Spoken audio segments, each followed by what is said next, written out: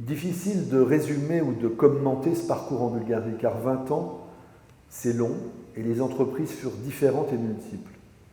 En revanche, aussi complexes et singulières qu'elles furent, mes motivations n'ont jamais varié du début à la fin du voyage. Elles se sont mues avec le même moteur, elles se sont adossées à la même recherche, donner un sens à mon activité. Ici, en Bulgarie, au-delà des contingences et des affaires courantes, parce que j'étais français et étranger, parce que ma nature et ma culture me l'indiquaient. Ce sens est sans doute un voyage amorcé il y a de longues années, que j'appellerais voyage en utopie.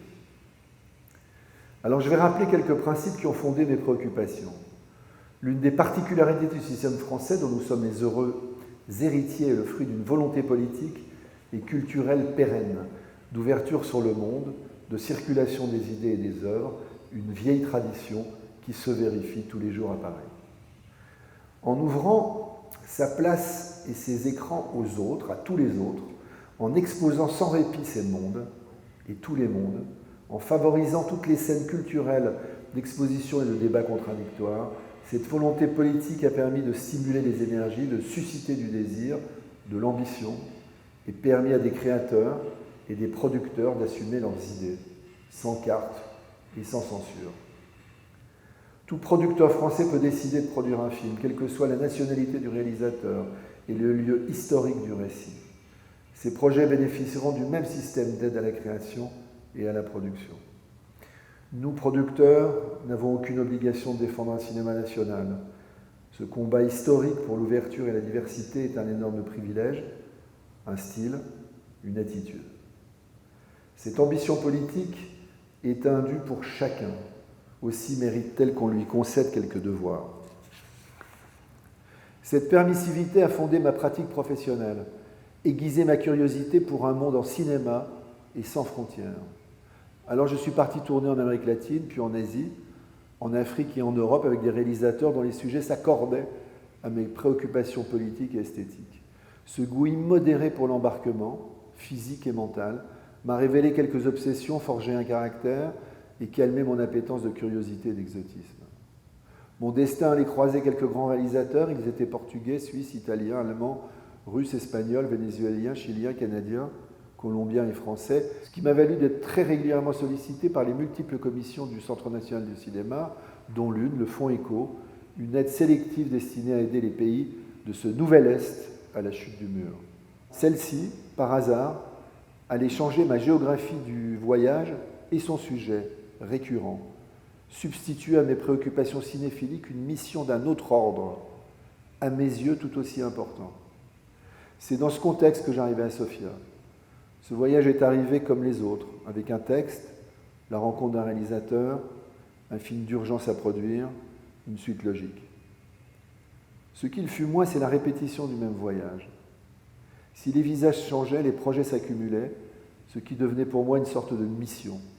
J'avais le profond sentiment d'aller défendre à Paris mon utopie, et celle-ci s'appelait Bulgarie. Ici, peu ou pas de lumière dans les rues, un western urbanisé remplaçait la mise en scène soviétique. Faute de moyens, les mêmes personnages changeaient de costume et les Volgas vieillissantes se transformaient en Mercedes noires. La Bulgarie perdait son latin et son grec. Je reste encore ému au souvenir de ces gens formidables, ballottés d'un système sans espoir à un autre sans espoir. Dans un simulacre de démocratie, un vrai film noir. Alors les énergies se sont concentrées dans les lieux alternatifs. Les boîtes de nuit pullulaient, la Dolce Vita bulgare était née. On y espérait une révolution des œillets portugaises, une movida d'après-franquisme, un mouvement libertaire et productif. Mais revenons à nos moutons. Bien au-delà des films, cette scène m'intéressait, m'intriguait. Mes collègues me touchaient, l'âme bulgare flottait dans l'air, généreuse, conviviale, poétique, car tout ou presque y était décalé, comme dans un genre appelé le burlesque, dont les génies se nomment Keaton et Chaplin. Ce genre à l'humour généreux et intelligent s'y exprimait par bribes, par séquences, par strophes. Fallait-il le repérer, s'y attarder ? Celui-ci s'accordait à mes désirs de cinéma. Le voyage en utopie continuait. J'avais le vif sentiment de mon utilité dans ce petit village, qui est notre profession, par vanité, par altruisme, ou irradiés par ce charme très particulier qu'ont les âmes slaves au parfum d'Orient. Mais en fait, on comptait sur moi et c'était bien suffisant pour l'époque. Mon engagement progressif fut une certitude. Mon énergie, mes réseaux parisiens allaient servir mon utopie et son espoir. La piste bulgare était ouverte pour le cinéma français. Ce fut passionnant, excitant. Les débuts avaient un vrai charme, une couleur de défi.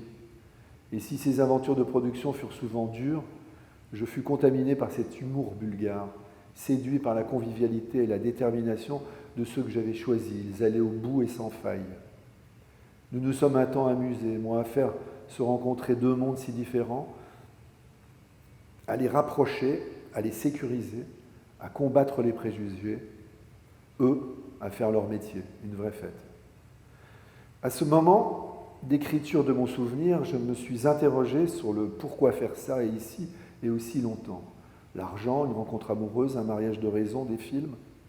Tout est arrivé sans que rien ne m'intéresse vraiment, sauf à construire cette relation, sauf à transmettre ce qui me semblait important, sauf à représenter dignement un pays d'adoption, sauf à faire embarquer ce flux constant de mes compatriotes pour ce voyage en utopie.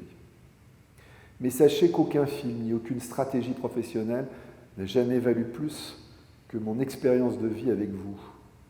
Alors au fond, le battement d'ailes de ce papillon qui revient incessamment se poser sur mon épaule de Santiago à Sofia pour me faire entendre la même petite musique et ses motifs originels qui font son sens où que je sois, quoi que je fasse. Rien ne pourrait mieux révéler ce sens que je ne saurais écrire dans une formule aussi liminaire que ce court passage d'un texte de Vladimir Jankélévitch, philosophe français né à Bourges, qui ne quitte jamais mon bureau. La morale est l'intention bienfaisante. Ce qui est vrai du mystère de la mort n'est pas moins vrai du mystère de l'amour. L'expérience morale, enfin, suppose à la fois la notion universelle et rationnelle d'une loi inhérente à la dignité de l'humain en général et, au vif du fort intime, une expérience privilégiée, urgente, hyperbolique, qui nous pousse toujours au-delà de notre devoir. Ainsi, la morale, dès qu'elle cesse d'être une pure déduction cognitive, est synonyme des devoirs. Ne se distingue-t-elle plus de la métaphysique? Pour conclure, je garde et je garderai donc en mémoire ce que je fus, un ambassadeur fidèle et attentionné, convaincu et convaincant des qualités professionnelles et humaines bulgares, mais aussi un agent double, car il a fallu argumenter, défendre, encourager ces productions françaises à venir dans un endroit où les seules nouvelles provenaient des faits divers. Bulgare pour les Français, je restais français pour les Bulgares, car je me suis également évertué à représenter ce pays avec ses valeurs, son sens critique et libertaire, sa pluralité de pensée et la richesse de sa scène culturelle.